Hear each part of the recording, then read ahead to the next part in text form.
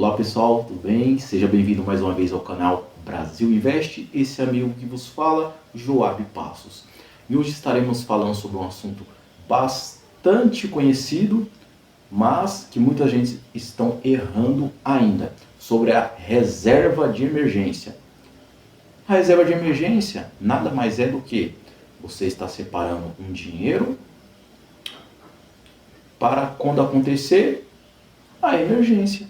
É simples, mas sem a reserva de emergência, nem pense em começar a investir.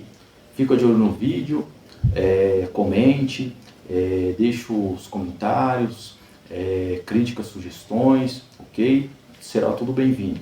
E se você está errando sobre aonde colocar, como colocar, quanto colocar na reserva de emergência, esse vídeo vai estar explicando, disseminando e deixando bem mais claro, né, aonde você está errando, ok? Pessoal, quando o assunto é reserva de emergência, muitas pessoas têm a dúvida de onde investir. Então, sem demais delongas, esquece de investimentos mirabolantes, né? Eu já vi até comentários as pessoas falando sobre reserva de emergência, investir no fundo imobiliário. Pessoal, para disso. Reserva de emergência nada mais é do que um dinheiro que vocês têm que ter lá. A hora que você precisar, você retirar ele de forma simples, rápida, dinâmica.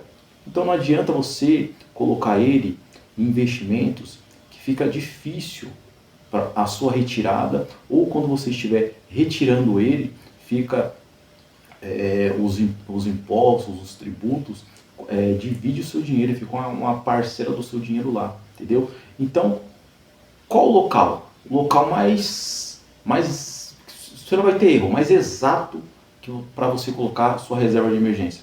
Tesouro Selic. Simples. Simples.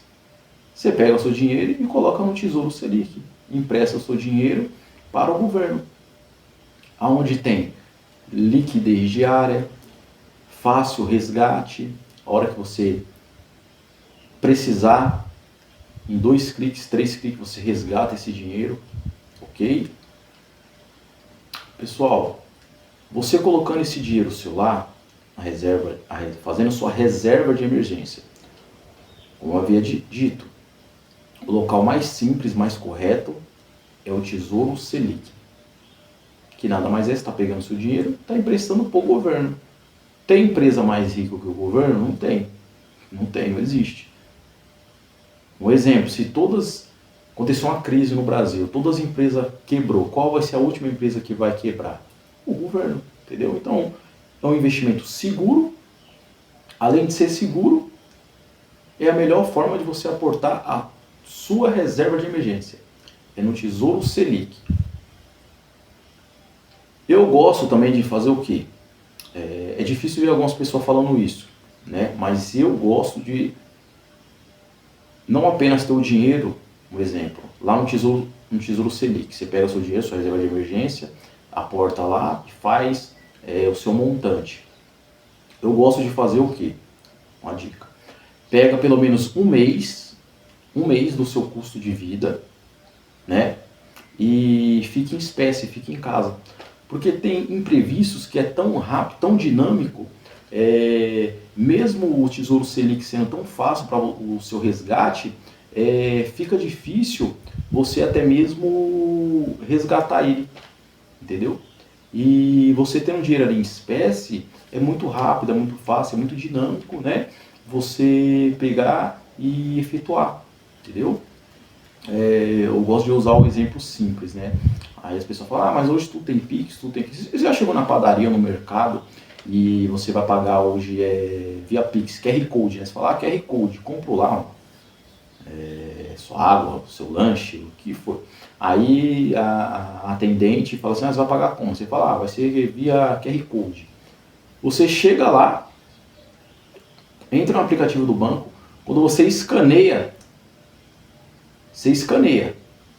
você coloca até sua senha, ele fica carregando e não vai. É tipo assim, é uma vergonha, é um incômodo que você fica, né? Tipo assim, é mais você fica pensando, o que os outros vão pensar de mim? Caramba, Você vai pensar que eu não tenho dinheiro para pagar. Um exemplo eu estou dando, né? Então, tipo assim, é vários fatores que podem acontecer, entendeu? Então, você tendo dinheiro em espécie, fica mais fácil. Isso daí eu dei um exemplo, né? Tem vários tipos de exemplo. Você pega mesmo um final de semana, né? Você pega um local que, para solucionar o problema, a pessoa não tem nem o Pix, né? Não tem nem o Pix. Então fica difícil, entendeu? Fica difícil, que não fica difícil. Você sai, vai para um local, é bom você ter um dinheiro trocado ali. Por isso que eu peço pelo menos um mês, né? Um mês do seu custo de vida você tem em espécie, em dinheiro vivo, né? Talvez você sai, vai para um local, já fui para vários locais que infelizmente o dono do comércio lá é uma pessoa, geralmente pessoa de idade, né? Comérciozinho bom, mas a pessoa não aceita negócio de Pix, né? Raramente cartão de crédito, acontece, entendeu? Então, para todos os fatores, né? Um exemplo, você bate o carro, foi um arranhão simples ali, mas você estava errado, a pessoa até conversa com você ali, mais ou menos, tal, ficou tanto. Se tiver aquele dia, você já pega e já dá aquele dinheiro, né? Porque acontece, entendeu? E essa dica que eu quero dar para vocês, né? Tenha pelo menos um mês do seu custo de vida em casa, em espécie, e o restante da sua reserva de emergência alocada no Tesouro Selic, que é o melhor local, né? Sem demagogia, é o melhor local onde você vai ter liquidez diária, e assim você consegue resgatar a hora que você quiser, né? Inúmeros fatores que é o melhor local para você estar colocando a sua reserva de emergência. O pessoal também pergunta quanto tempo eu posso ter alocado, deveria ter alocado, né, fazendo a minha reserva de emergência. Tem a teoria que eu concordo bastante, que é os 6 meses, né? Você ter os 6 meses ali do seu custo de vida alocado ali na reserva de emergência. Um exemplo, você vive com R$ 2.000, não é o que você recebe por mês. Um exemplo, o seu salário por mês é R$ 3.000. Você consegue viver com R$ 2.000. O restante dos R$ 1.000, você gasta um passeio, né? Você vai num restaurante que você gosta, mais supérfluos, né? Que é importante para nós, mas, né? Você deixa aquela sobrinha ali, né? Ajuda uma pessoa que você ama, né? E tal. Só que o custo mesmo que você vive, você consegue viver, que é os custos básicos, né? E essenciais, que é moradia, água, luz, você paga internet, o que você precisa para realmente viver. Sem isso daí não tem como você viver. É cerca de R$ 2.000. Então, se você vai fazer uma reserva de 6 meses, quanto que você precisa?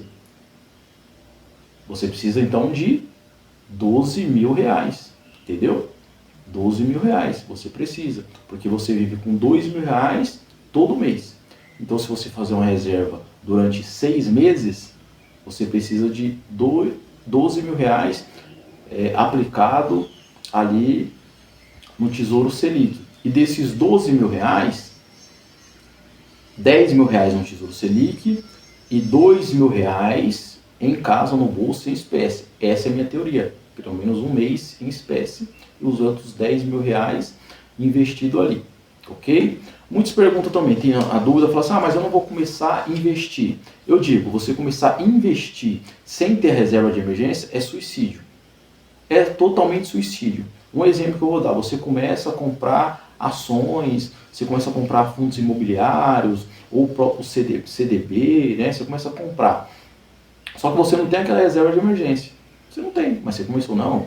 Eu aprendi que o tempo é o principal fator, então eu tenho que começar agora, eu tenho que ir. Concordo, o tempo é o melhor amigo que você possa ter nesse mundo dos investimentos, certo? Só que você tem que tomar cuidado por aí. Por quê? Você começa a investir, você aplica seu dinheiro tudo lá, né? Não é liquidez diária esses investimentos que eu falei. Acontece um imprevisto.